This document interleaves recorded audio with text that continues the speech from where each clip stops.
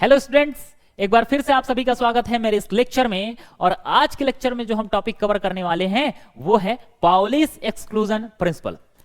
इस प्रिंसिपल को हिंदी में बोला जाता है पाउली का अपवर्जन नियम।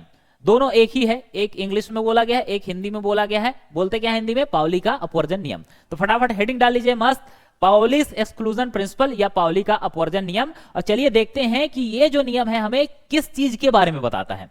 तो सबसे पहले तो जान लीजिए कि इसको दिया किसने था। तो ये पहला पॉइंट मैंने यहां पर लिख रखा है, this principle is given by the Australian scientist. Australian scientist नाम क्या है उनका? Wolfgang Pauli. नाम क्या है? Wolfgang Pauli.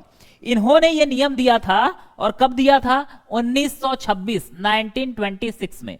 अब कई जगह आपको ये लिखा मिलेगा 1925 मतलब 1925, और कई वीडियोस में भी ये बताया जाता है 1925, पर एनसीईआरटी का मैंने आपको रेफरेंस दे दिया है। ये गवर्नमेंट ऑथराइज्ड बुक होता है, इसमें 1926 से ही लिखा हुआ है, मैंने रेफरेंस के साथ आपको बताया हुआ है। ठीक है, तो पाउली का जो अपवर्जन नियम है वो ऑस्ट्रेलियन साइंटिस्ट थे वोल्फगैंग पाउली, उनके द्वारा दिया गया था 1926 में। ठीक, सेकंड बात, इनका स्टेटमेंट क्या था, इन्होंने बताया क्या था, तो इसको दूसरे नंबर में मैंने लिखा है। इन्होंने बोला कि no two electrons in an atom, no two electrons in an atom can have the same set of 4 quantum numbers. मतलब इनका बोलना यह है कि किसी भी एटम में किसी भी दो इलेक्ट्रॉन्स का चारों क्वांटम नंबर्स सेम नहीं हो सकता।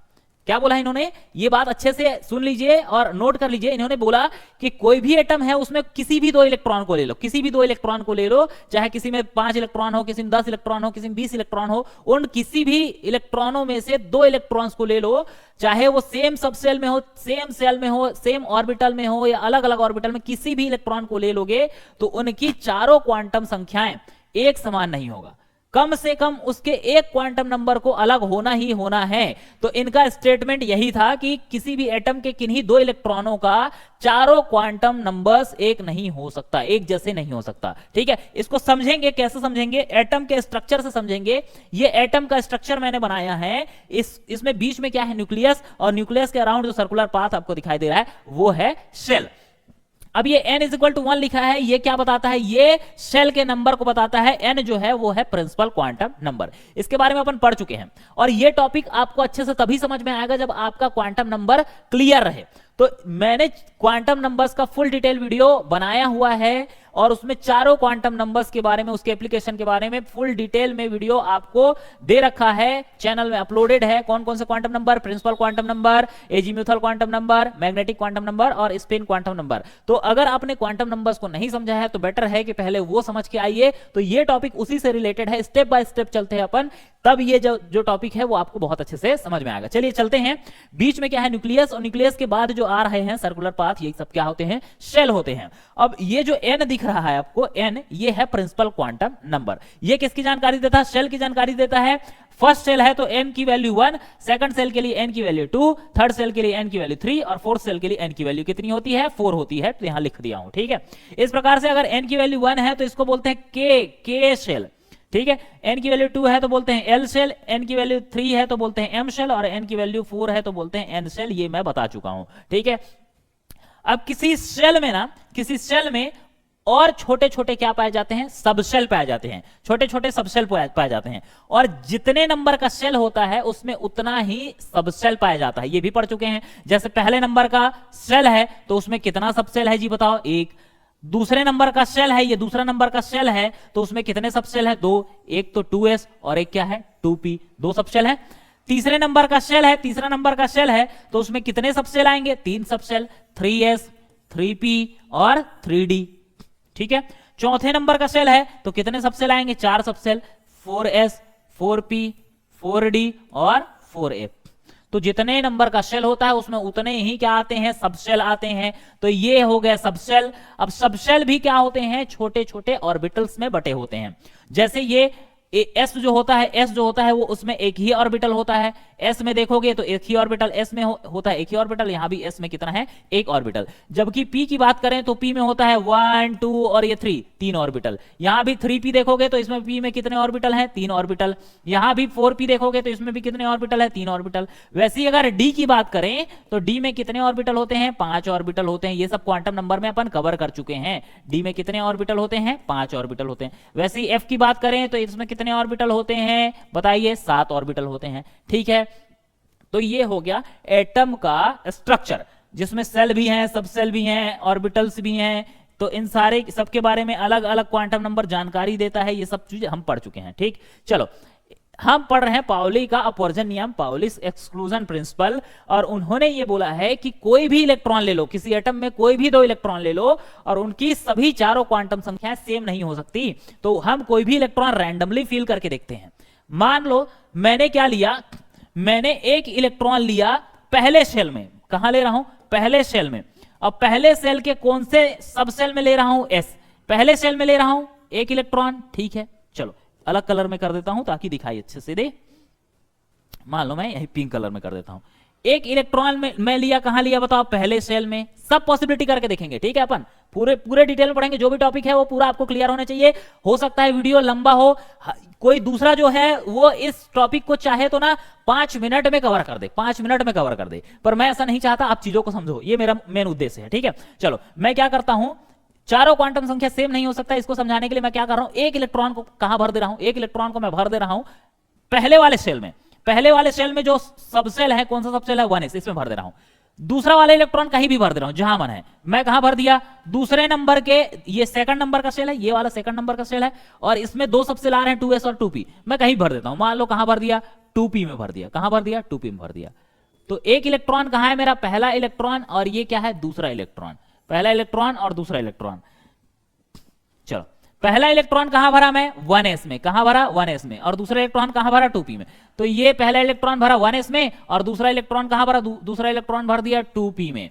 अब मैं बोल रहा हूं इनकी क्वांटम संख्याएं क्या क्या होंगी। तो ये जो ये है ना, ये जो सामने में लिखा हुआ है, ये जो सामने में लिखा हुआ है, ये होता है प्रिंसिपल क्वांटम नंबर। ये क्या होता है, principal quantum number, principal quantum number. चलो इधर मैं लिख देता हूं, थोड़ा जगह बन जाए। पहले इलेक्ट्रॉन को कहां भरा मैं, पहला इलेक्ट्रॉन, फर्स्ट इलेक्ट्रॉन, और ये सेकंड नंबर का इलेक्ट्रॉन। फर्स्ट इलेक्ट्रॉन को मैंने भरा है, फर्स्ट इलेक्ट्रॉन को 1s में भरा है, 1s में। ठीक है, और सेकंड इलेक्ट्रॉन को वहां भरा है, 2p में भरा है। ठीक, तो ये जो सामने लिखा हुआ था, जो भी नंबर लिखा हुआ होता है, ये सामने में, ये दिख रहा होगा 1, और ये क्या दिख रहा है आपको, ये 2। तो ये सामने में जो भी लिखा होता है वो होता है किसकी value, principal quantum number, principal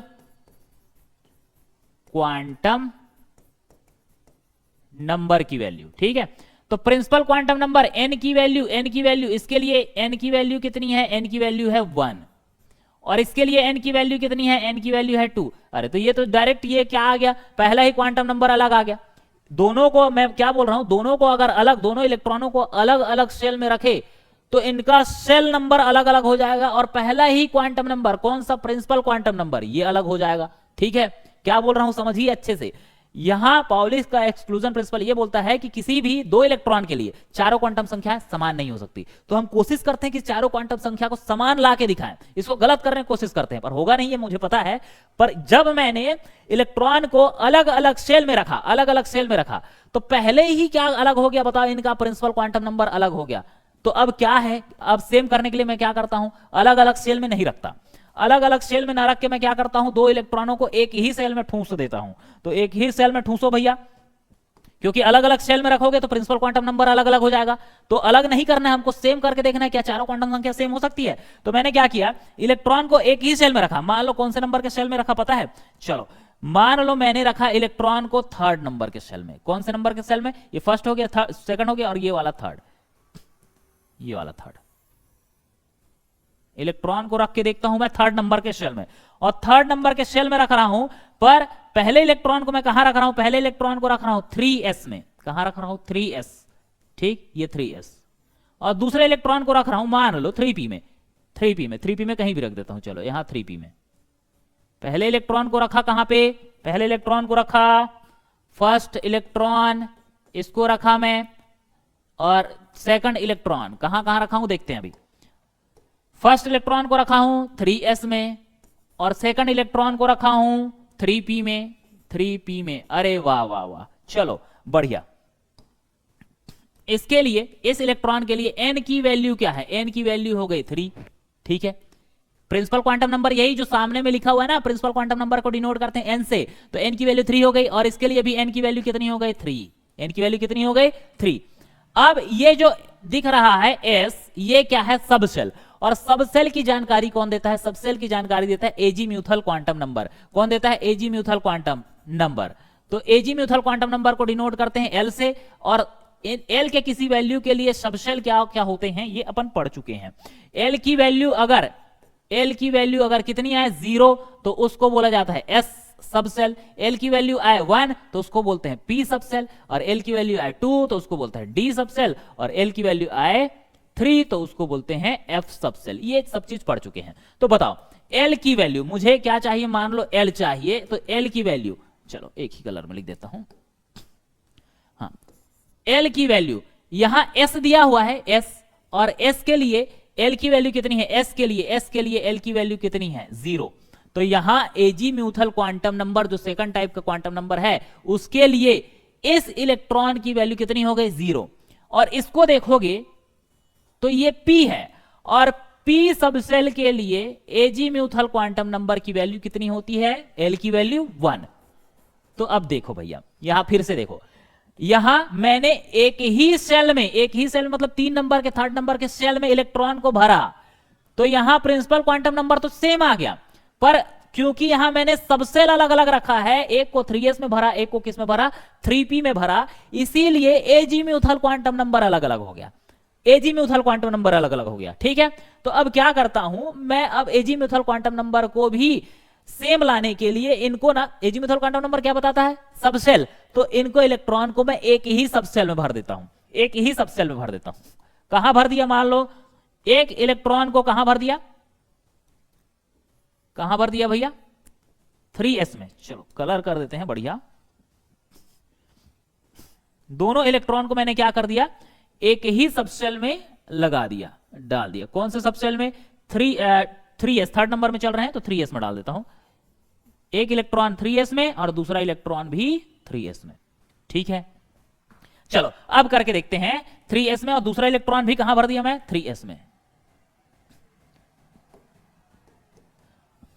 दूसरा इलेक्ट्रॉन भी 3s में आ गया। अब देखो अब क्या क्या निकाल सकते हैं, प्रिंसिपल क्वांटम नंबर इसकी वैल्यू कितनी हो गई 3, और इस इलेक्ट्रॉन के लिए, सेकंड इलेक्ट्रॉन के लिए प्रिंसिपल क्वांटम नंबर की वैल्यू कितनी हो गई 3, ठीक है। चलो ये बढ़िया, ये क्वांटम नंबर सेम हो गया। एजी म्यूथल क्वांटम नंबर, ये एस, पहला इलेक्ट्रॉन कहां है एस सबसेल में, दूसरा इलेक्ट्रॉन भी कहां है एस सबसेल में, ठीक है। एस सबसेल के लिए एजी म्यूथल क्वांटम नंबर की वैल्यू कितनी है 0, तो ये भी एस सबसेल में, ये भी एस सबसेल में, इसके लिए भी क्या हो गया 0, ठीक। अब यहां मस्त एकदम क्या हो गया, एजी म्यूथल क्वांटम नंबर और प्रिंसिपल क्वांटम नंबर दोनों सेम हो गए। अब मैग्नेटिक क्वांटम नंबर की बात करते हैं, मैग्नेटिक क्वांटम नंबर, और मैग्नेटिक क्वांटम नंबर इसकी वैल्यू कहां से होता है, किसी भी एजी म्यूथल क्वांटम नंबर के लिए मैग्नेटिक क्वांटम नंबर की वैल्यू कहां से कहां तक होता है, -l से +l तक। ये पढ़ चुके हैं, -l से कहां तक होता है +l तक, ठीक है। तो हमारे एजी म्यूथल क्वांटम नंबर की वैल्यू 3s, s के लिए, s के लिए कितना है 0, कितना है 0, एजी म्यूथल क्वांटम नंबर कितना आ रहा है, दोनों इलेक्ट्रॉन के लिए कितना आ रहा है 0, ठीक। अब इस एजी म्यूथल क्वांटम नंबर के लिए इस ऑर्बिटल का मैग्नेटिक क्वांटम नंबर क्या आएगा, -l से +l तक। तो -l की वैल्यू कितनी है एस सबसेल के लिए, एस सबसेल के लिए l की वैल्यू कितनी है 0, तो l की वैल्यू रख दो 0, l की वैल्यू 0 से कहां तक चलना है +l, l की वैल्यू कितनी है 0, तो -0 से +0 चलोगे तो 0 ही तो आएगा। तो यहां दोनों ही इलेक्ट्रॉन क्योंकि s में है, तो एक इलेक्ट्रॉन के लिए मैग्नेटिक क्वांटम नंबर 0 आया, तो दूसरे इलेक्ट्रॉन के लिए भी क्या आएगा 0 आएगा। अभी एक दूसरा टाइप का भी करके देख लेंगे, ठीक है, एक दूसरा टाइप का भी करके देख लेंगे। चलो तो यहां तीनों क्वांटम नंबर एक आ गए, अरे एक ठोक बस और सिद्ध कर देंगे स्पिन वाले को, चौथे क्वांटम नंबर को, तो इसको तो गलत साबित कर देंगे, होगा नहीं, देखेंगे अभी क्यों, ठीक है। तो यहां प्रिंसिपल क्वांटम नंबर सेम आ गया, एजी म्यूचुअल क्वांटम नंबर सेम आ गया, 2 इलेक्ट्रॉन का। मैग्नेटिक क्वांटम नंबर भी सेम आ गया। अब एक बचा spin quantum number, spin quantum number. तो यहां देखो, अगर आप एक ही सेल के, एक ही सब सेल के एक ही ऑर्बिटल में 2 इलेक्ट्रॉन को भरोगे, कितने इलेक्ट्रॉन को, 2 इलेक्ट्रॉन को, तो उनका स्पिन हमेशा आपको अलग रखना पड़ेगा। क्या बोल रहा हूं, अगर एक ही ऑर्बिटल में 2 इलेक्ट्रॉन भरोगे तो उनका स्पिन हमेशा आपको अलग रखना पड़ेगा, क्योंकि अगर ये ऑर्बिटल है तो एक जो इलेक्ट्रॉन भरोगे वो आएगा आपका अप स्पिन में। क्या आएगा, अप स्पिन, जिसके लिए आप क्या लिखते हो, इसका स्पिन क्वांटम नंबर +12। और एक जो दूसरा इलेक्ट्रॉन होगा उसको आपको कैसे भरना पड़ेगा, अपोजिट स्पिन में, मतलब डाउन स्पिन में, जिसके लिए वैल्यू क्या आएगा, -12। दोनों को एक जैसे स्पिन में, पैरेलल स्पिन में भर दोगे तो +12 हो जाएगा, या नीचे कर दोगे तो क्या हो जाएगा, -12, दोनों लड़ मरेंगे रिपल्सन से, ठीक है। तो आपको रिपल्सन कम करने के लिए क्या करना पड़ेगा, एक को अप स्पिन में भरोगे तो दूसरे को डाउन स्पिन में भरना ही पड़ेगा। तो अगर अप स्पिन लिए, स्पिन क्वांटम नंबर क्या हो जाएगा, ये पहले इलेक्ट्रॉन को मैंने अप स्पिन भरा तो स्पिन क्वांटम नंबर क्या हो जाएगा, +12। और दूसरे को हमें क्या करना पड़ेगा, जबरदस्ती में अपोजिट स्पिन मतलब डाउन स्पिन में भरना पड़ेगा, तो इस क्वांटम नंबर की वैल्यू डाउन स्पिन के लिए क्या हो जाएगा, -12। तो मैंने पूरा जद्दोजहद करके क्या किया, 3 क्वांटम नंबर को सेम करने की कोशिश किया, उनको एक ही सेल में भरा, उनको एक ही सेल के एक ही सब सेल में भरा, और उनके क्वांटम नंबर, ये मैग्नेटिक क्वांटम नंबर सेम आए, इसके लिए मैंने उस सब सेल के उसी एक ही ऑर्बिटल में भरा। पर एक ही ऑर्बिटल में भी भरूंगा तो जो चौथा वाला क्वांटम नंबर है, स्पिन क्वांटम नंबर, उसको अलग होना पड़ेगा। क्यों, क्योंकि इनको अपोजिट स्पिन में रहना है, अपोजिट स्पिन में रहना है, सेम स्पिन में एक ही ऑर्बिटल में नहीं रह सकते, इसलिए अपोजिट स्पिन में रहना पड़ेगा। तो अगर तीनों क्वांटम संख्या एक समान आ भी जाए तो चौथे वाले को अलग होना ही पड़ता है। चलो एक एग्जांपल और करते हैं। यहां तो आपको मैग्नेटिक क्वांटम नंबर में थोड़ा डाउट हुआ होगा, क्योंकि एक ही हमारा मैग्नेटिक क्वांटम नंबर यहां पॉसिबल है, एस के लिए वो होता है 0। ठीक, अलग करके देखते हैं। चलो एक और एग्जांपल। अरे आराम से पढ़ो, जितने आराम से पढ़ोगे उतने अच्छे से समझ में आएगा, एक और एग्जांपल करके देखते हैं। चलो मैंने क्या किया, 2 इलेक्ट्रॉन लिया, एक ही सेल में लूंगा, मान लो तीसरे नंबर का ही सेल लेता हूं, एक ही सेल में लूंगा तो सेल नंबर नहीं बदलेगा और प्रिंसिपल क्वांटम नंबर क्या आएगा, सेम आएगा। चलो एक ही सेल में लेता हूं, तीसरे नंबर के सेल में लिया, और तीसरे नंबर के सेल में कहां रख रहा हूं, एक इलेक्ट्रॉन को कहां रख रहा हूं, कहां, इस वाले में, 3p के एक ठो ऑर्बिटल में, ठीक है, एक ठो ऑर्बिटल। दूसरे इलेक्ट्रॉन को कहां रख रहा, 3p में ही रख रहा, पर ऑर्बिटल चेंज कर दिया मैं, ऑर्बिटल चेंज कर दिया, ठीक है। क्या किया मैं, एक इलेक्ट्रॉन, ये 3p है, ये क्या है 3p, अगर आपको नहीं दिखाई दे रहा तो याद करिए, ये मैं लिख दिया हूं 3p। 3p में p में 3 ऑर्बिटल होते हैं, जिसमें से एक को मैं पहले ऑर्बिटल में और एक को मैं दूसरे ऑर्बिटल में डाल दिया, ठीक। अब इन दोनों इलेक्ट्रॉन के लिए अपन कैलकुलेट करेंगे, पहला इलेक्ट्रॉन कहां है, एक इलेक्ट्रॉन है और ये दूसरा इलेक्ट्रॉन है, ये दूसरा इलेक्ट्रॉन। चलो ये एक इलेक्ट्रॉन, ये 2 इलेक्ट्रॉन है, एक इलेक्ट्रॉन लिखा हूं, एक इलेक्ट्रॉन, ठीक है। ये फर्स्ट नंबर का है, सेकंड नंबर का। प्रिंसिपल क्वांटम नंबर कैलकुलेट करते हैं, प्रिंसिपल क्वांटम नंबर मतलब एन कैलकुलेट करते हैं। तो यहां क्योंकि ये दोनों ही ऑर्बिटल 3p के हैं, 3p के, इसीलिए यहां ये भी तीसरे नंबर में है और ये भी तीसरे नंबर में है। कौन सी बात कर रहा हूं, 3p, और ये भी इलेक्ट्रॉन किसमें है, 3p में है, ठीक है। तो प्रिंसिपल क्वांटम नंबर क्या आया, 3, और इसका भी प्रिंसिपल क्वांटम नंबर क्या आया, 3। एल, एजीम्यूथल क्वांटम नंबर की बात करते हैं। एजीम्यूथल क्वांटम नंबर ये p सेल में, सबसेल में है, p सबसेल में है, तो p सबसेल के लिए azimuthal quantum number p subshell के लिए कितना होता है, 1 होता है। तो यहां क्योंकि ये भी p सबसेल में है तो 1 आया, ये भी p सबसेल में है तो 1 आया, तो एजीम्यूथल क्वांटम नंबर दोनों का सेम हो गया। मैग्नेटिक क्वांटम नंबर, किसी भी एजीम्यूथल क्वांटम नंबर की वैल्यू के लिए मैग्नेटिक क्वांटम नंबर कहां तक जाता है, m की वैल्यू -l से +l तक, ठीक है। तो यहां जो है हमारे l की वैल्यू कितनी है, p सबशेल के लिए 1 है, तो -1 से जाओगे कहां तक, +1 तक। तो ये 3 ऑर्बिटल में डिवाइडेड होते हैं, p सबशेल, एक का क्या होगा -1 और एक क्या होगा 0, +1 तक जाना है, और एक का क्या होगा +1, ठीक है। तो ये 3 ऑर्बिटल, और मैंने कहां भरा है इलेक्ट्रॉन को, कहां भरा है, एक को पहले वाले ऑर्बिटल में भरा है और एक को दूसरे वाले ऑर्बिटल में भरा है। ये वही काम किया हूं, पहले और दूसरे ऑर्बिटल में भरा है। तो अब मैग्नेटिक क्वांटम नंबर का मान पहले इलेक्ट्रॉन के लिए क्या हो जाएगा, पहले इलेक्ट्रॉन के लिए हो जाएगा, देखो पहला इलेक्ट्रॉन कहां है, -1 में, और दूसरा इलेक्ट्रॉन कहां है, दूसरा इलेक्ट्रॉन क्या है, 0 में। मैग्नेटिक क्वांटम नंबर क्या है दूसरे इलेक्ट्रॉन के लिए, 0। अब यहां देखो मैं एक ही सेल में रखा, एक ही सब सेल में रखा, पर ऑर्बिटल अलग कर देने से जो ऑर्बिटल क्वांटम नंबर है, कौन है, मैग्नेटिक क्वांटम नंबर, जो ऑर्बिटल की जानकारी देता है, वो चेंज हो गया। इसीलिए मैंने बोला था, इसके पहले जो समझाया था, कि अगर ऑर्बिटल भी चेंज कर दोगे तो भी क्वांटम नंबर चेंज हो जाएगा। उससे अच्छा हम क्या करते हैं, हम उसको एक ही, इन दोनों को एक ही ऑर्बिटल में डालते हैं, एक ही ऑर्बिटल में डालते हैं। तो मैंने क्या किया, मैंने ये जो इलेक्ट्रॉन था, ये जो इलेक्ट्रॉन है, उसको एक ही ऑर्बिटल में डाला। चलो, मैंने इस इलेक्ट्रॉन को अलग अलग ना करके एक ही ऑर्बिटल में डाल दिया, ये इस वाले ऑर्बिटल में। ठीक है, अब इसके लिए कैलकुलेट करके देखते हैं। ये इस वाले ऑर्बिटल में डाल दिया, पहले ही वाले में। ठीक है, पहले ही वाले में दोनों को डाल दिया। अब देखो, अभी भी स्टिल ये किसमें है, 3p में। तो 3 है, इसीलिए प्रिंसिपल क्वांटम नंबर, सेल की वैल्यू कितनी है, 3, तो प्रिंसिपल क्वांटम नंबर आ गया 3। इसके लिए भी प्रिंसिपल क्वांटम नंबर कितना आ गया, 3 आ गया। Azimuthal quantum number, azimuthal quantum number ये भी p में है, ये भी p में है, मतलब p के लिए एजीम्यूथल क्वांटम नंबर कितना होगा, 1 होगा। ठीक, तो इसके लिए 1, इसके लिए 1। मैग्नेटिक क्वांटम नंबर, आप देखो मैग्नेटिक क्वांटम नंबर किसकी जानकारी देता है, ऑर्बिटल्स की जानकारी देता है कि इलेक्ट्रॉन कौन से ऑर्बिटल में है।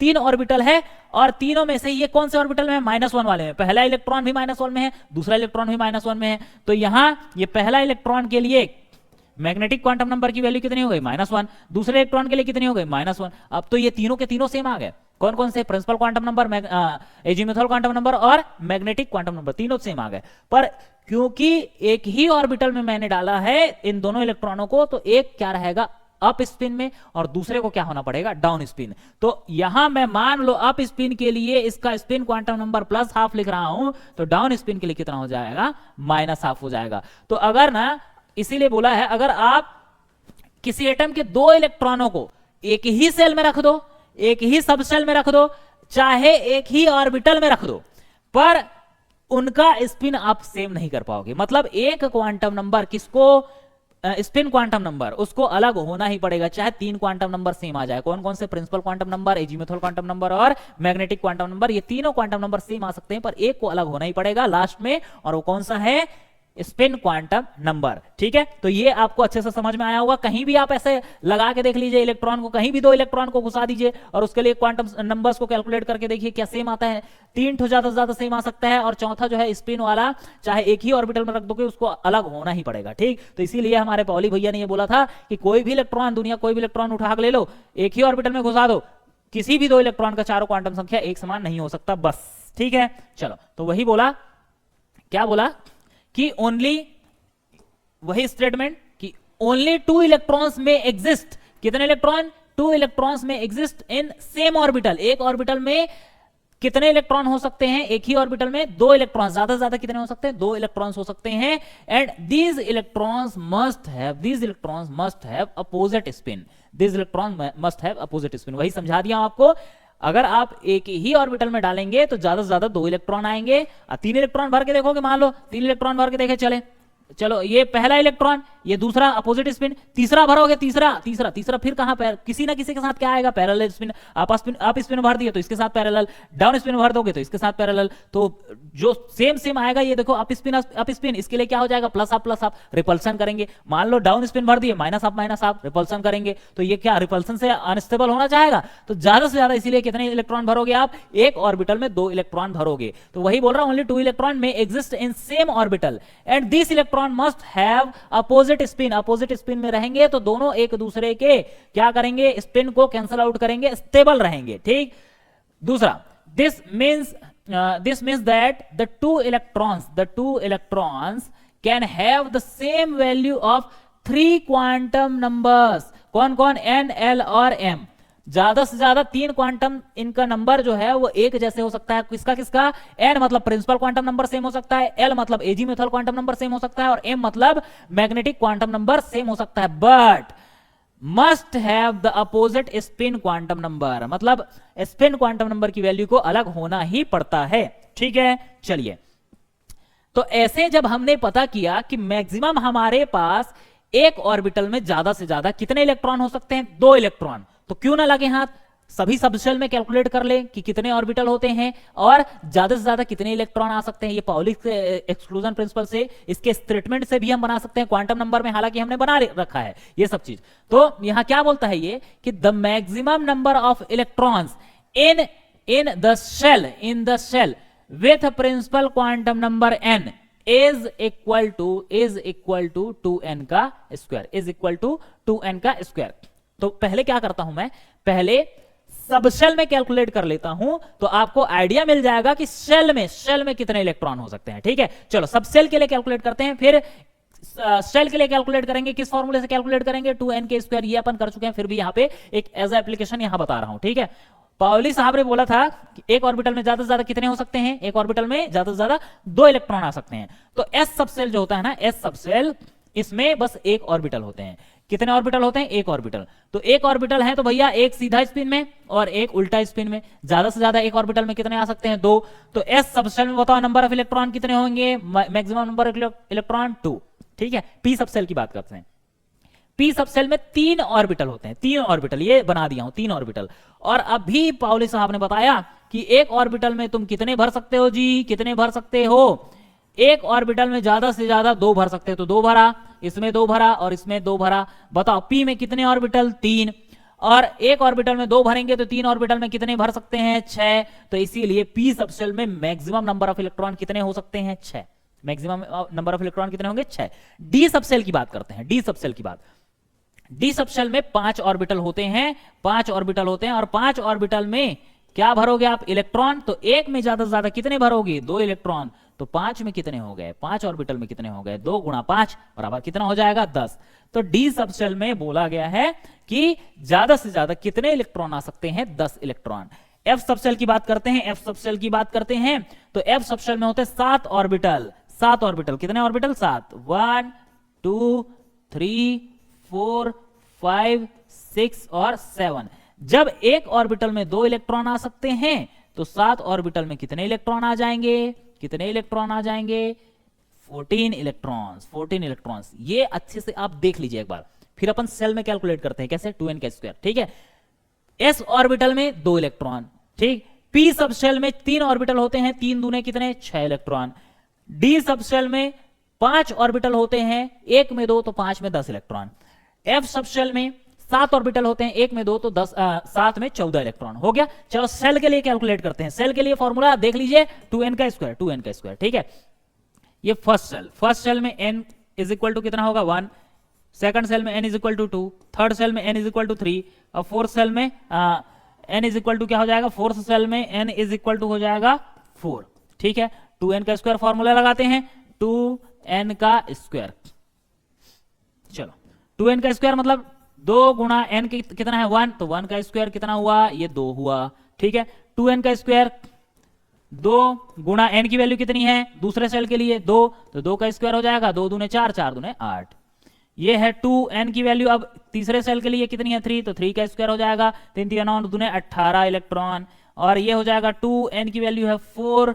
तो 4 का स्क्वायर हो जाएगा 4 चौके 16, 16 दूने 32, 32 इलेक्ट्रॉन। ठीक है, चलो करके देखते हैं। सेल में, पहले सेल में 2 इलेक्ट्रॉन, तो पहले सेल में भैया कितने होते हैं? पहले सेल में एक ही सबसेल होता है, और एक सबसेल में कितने ऑर्बिटल हैं? एक ही ऑर्बिटल है। कौन सा सबसेल है बताओ? s। कौन सा सबसेल है? 1s। और हमको पता है भैया s में कितने आ सकते हैं? 2। कितने आ सकते हैं? 2। और तो कोई है ही नहीं इसमें सबसेल, एक ही सबसेल है, s है, और s में कितने आएंगे? 2। इसीलिए यहां देखो फर्स्ट नंबर के सेल में ज्यादा से ज्यादा कितने आ सकते हैं? 2 इलेक्ट्रॉन आ सकते हैं। ठीक है, दूसरे नंबर के सेल में 2 सबसेल हैं, 2 सबसेल है। कौन सा है? 2s और 2p। कौन कौन सा है? 2s और 2p। 2s मतलब s में कितने इलेक्ट्रॉन? 2।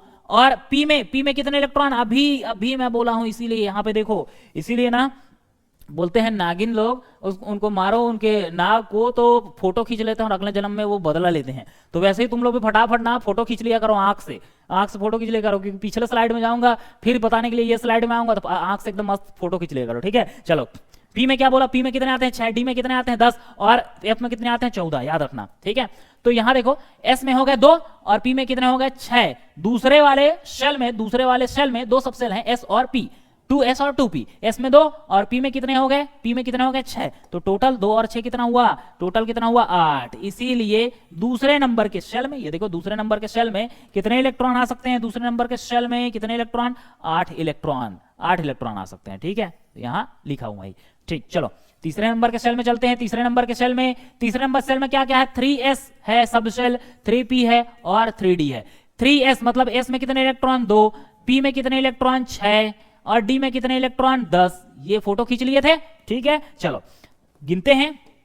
2 6 कितना हुआ 8, 8 और 10 कितना हुआ 18। इसीलिए तीसरे सेल में 3 सब सेल हैं और तीनों में जितने भी ऑर्बिटल हैं उनमें कितने इलेक्ट्रॉन आ सकते हैं, 18 इलेक्ट्रॉन। इसीलिए n = 3, मतलब थर्ड सेल में ज्यादा से ज्यादा 18 इलेक्ट्रॉन आ सकते हैं। ठीक है, फोर्थ सेल की बात करते हैं।